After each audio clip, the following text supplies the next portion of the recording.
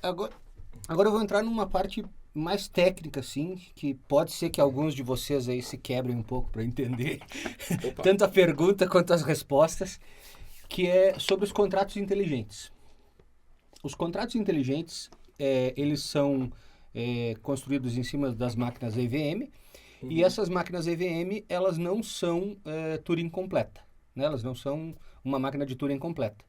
É, qual que é o dificultador para trabalhar programando, desenvolvendo, né, nesses sistemas que não são Turing completos?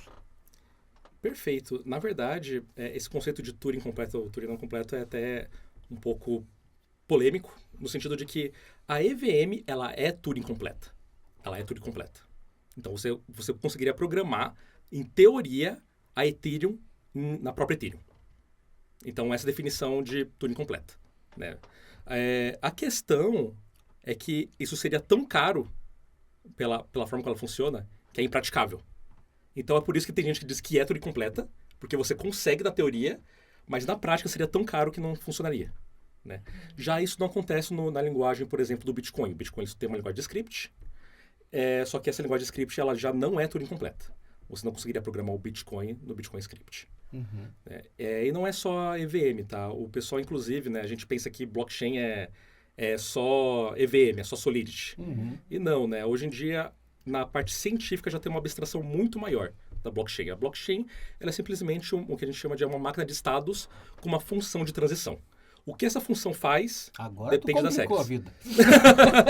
Nossa, eu vou explicar máquina de estado. Máquina podcast de estado. vai Máquina até de estado, meia-noite. você me Vai quebrou. até meia-noite. Você trocou, eu joguei 6 aqui. Mas, enfim, né? O Bitcoin ela é uma máquina de estados que a transação dela é simplesmente você mover dinheiro de A para B. A Ethereum é uma máquina de estados que você roda um programa e ele define as regras do que vai ser o próximo estado. Então, essa é uma abstração mais alto nível, né? Do entendimento científico do que é uma blockchain. Pessoal, como que vocês veem a adoção de blockchain no mercado atualmente? Eu acho que ela ainda está, como eu comentei, ela está bastante focada ainda no setor financeiro. Eu acho que, vendo a tecnologia como um todo, você tem vários mercados que podem sim aproveitar a funcionalidade, a execução. Até como a gente comentou, a questão da privacidade, para alguns mercados ela é importante, mas para outros ela não é. Então, o exemplo que eu dei da Telefônica, a privacidade entre os parceiros, entre os fabricantes, entre aquele consórcio, não era um item relevante. A privacidade externa, sim, mas entre aquele consórcio de participante não era. Então, assim, quando você sai do mercado financeiro e observa a tecnologia e as possibilidades de aplicação que você tem nela, isso torna um processo mais orgânico. Porque imagina só, o Brasil não é feito só de empresas financeiras, assim como o mundo não é feito só de empresas financeiras. Porém, a tecnologia está muito nichada no mercado financeiro porque foi o primeiro que adotou. Obviamente, a própria construção da tecnologia tem esse viés, né? Então, o objetivo dela tem o inicial como a transação digital. Então, o começo dela foi nesse mercado. Então, quando você conversa com um programador que não é do meio financeiro, vamos supor um cara que trabalha num porto, fazendo automação de processos, trabalha eventualmente num galpão logístico, que ele precisa fazer o controle de estoque, que não tem nada a ver com o mercado financeiro.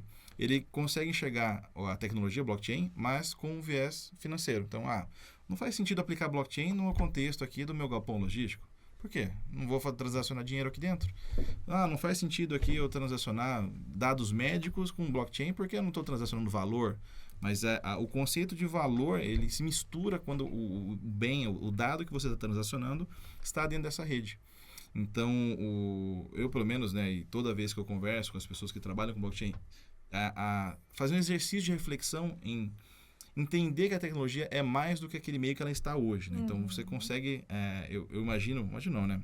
Quando você pega uma tecnologia e consegue expandir as fronteiras de aplicação dela, ela se torna muito mais facilmente adotável, ela se torna muito mais facilmente percebida pelos demais pares. Aqui eu digo os pares desenvolvedores, né? Porque não adianta você pegar uma tecnologia e enfiar água ela abaixo se o cara não consegue aplicar. Ele vai ver aquilo, uma situação que ele vai trabalhar na Boticário, por exemplo, ele vai ver o blockchain, não uso para nada, porque o blockchain é financeiro. Então ele fica enviesado sobre aquela tecnologia e dificulta a própria adoção e a massificação daquela tecnologia. Então, é importante entender, obviamente, o início, para que ela foi criada, quais são o que constitui a base, né, daquela tecnologia, mas entender que ela tem um propósito maior do que só isso. E ela foi construída em cima de tecnologia e não sobre mercado financeiro. Então, esse ponto sobre entender que a tecnologia tem mais aplicações, tem a própria Polkadot vem com várias aplicações, com várias possibilidades bacanas de aplicação e desenvolvimento em cima dela, que não são só financeiras, né? Você pode ter vários sistemas rodando ali dentro que não são simplesmente nichados no mercado financeiro. Vamos abrir um pouquinho isso, Gustavo? Por exemplo, na área da saúde, o que eu consigo fazer?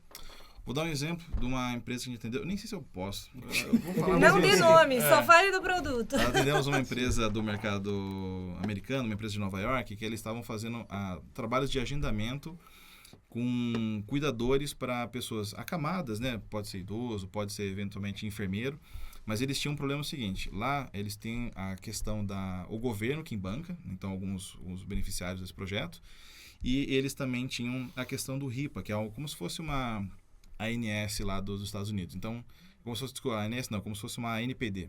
Uhum. Então, eles têm a regulação sobre a divulgação dos dados, a compartimentalização desses dados com as entidades que fazem parte desse processo. Porque você tem a empresa que intermedia, você tem o prestador de serviço mesmo, você tem o próprio cliente, você tem o governo que vai fiscalizar isso daí. Então, você tem uma cadeia de informações que tem que ser divulgada entre os pares, obviamente. Uhum. E você não tem uma forma 100% transparente de fazer isso. Então, eu, como prestador de serviço, posso falar que atendi o Ricardo, por exemplo, mas, na verdade, eu nunca estive lá. O Ricardo não tem como fazer essa comprovação. Eu chego na empresa que vai eventualmente fazer a intermediação, falei que fiz 60 horas, eles colocam 40, e eles chegam para o governo com 80, então fica um processo de desconfiança muito grande entre as partes. Então a gente desenvolveu um sistema, não somente blockchain, tá? Mas a gente desenvolveu e propôs também para a parte governamental a questão da descentralização das informações. Então, o Ricardo, que vai ser o cliente, a Lisa, que vai ser a prestadora de serviço, eles detêm poder sobre as próprias informações. Uhum. Então, quando você presta um serviço, o intermediador, ele tem acesso a informações porque você permite, obviamente, mas o governo também consegue fazer o monitoramento dessas informações. Uhum. Então, fica um ciclo fechado de informações onde todos os pares sabem o que está acontecendo.